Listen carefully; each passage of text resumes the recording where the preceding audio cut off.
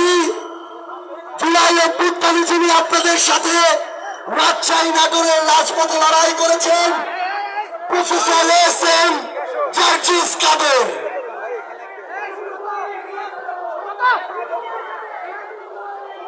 আসসালামু আলাইকুম।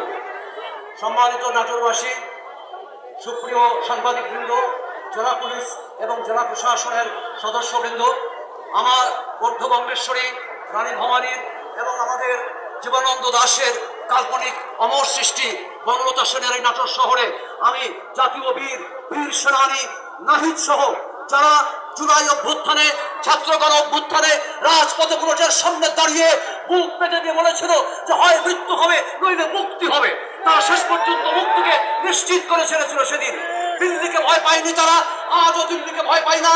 দিল্লিকে একটি কথা পরিষ্কার বলতে চাই, একটি কথা পরিষ্কার, যে বেখौफ आजादी है जीना मुझे, बेखौफ आजादी है रहना मुझे, बेखौफ आजादी है कहना मुझे। ভয়হীন স্বাধীনতায় বাঁচতে চাই, ভয়হীন স্বাধীনতায় চলতে চাই, ভয়হীন স্বাধীনতায় বলতে চাই এর নাম এনসিপি, জাতীয় নাগরিক পার্টি। মনে রাখবেন, বারবার করে ছাত্ররা ৫৩ বছর প্রতারিত হয়েছে।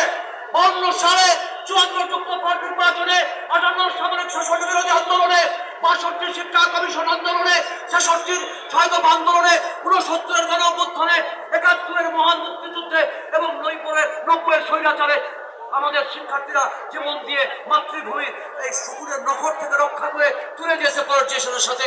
যাহা হবার তাহাই হয়েছে, কিচ্ছু লাভ হয়নি, প্রতারিত হয়েছে জনগণ।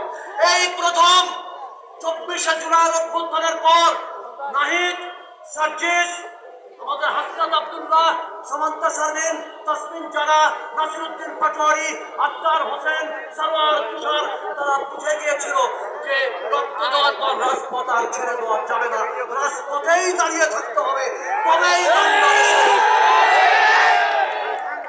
একটি বিষয় আপনাদেরকে ক্লিয়ার বলতে চাই। অনেকেই আমাদেরকে ভয় দেখাচ্ছে, যারা বন্দী অবস্থায় ছিল, ১৭ বছরের বন্দী দশা গণভবনে লাখো শহীদের রক্ত স্নাত আমার প্রিয় মাতৃভূমির স্বাধীনতা গণভবনে বন্দী ছিল আমার এই সোনার ছেলেরা, এই বীর সেনানীরা, এই জাতীয় বীরেরা, যারা মহাকাব্য, যারা বিসর্জন এবং অর্জনের এক অসামান্য উপন্যাস, এবং তারাই আমাদের হাতে ফিরিয়ে দিয়েছে। ও ফিরিয়ে দেওয়ার পরে যেই রাস্তায় দাঁড়িয়ে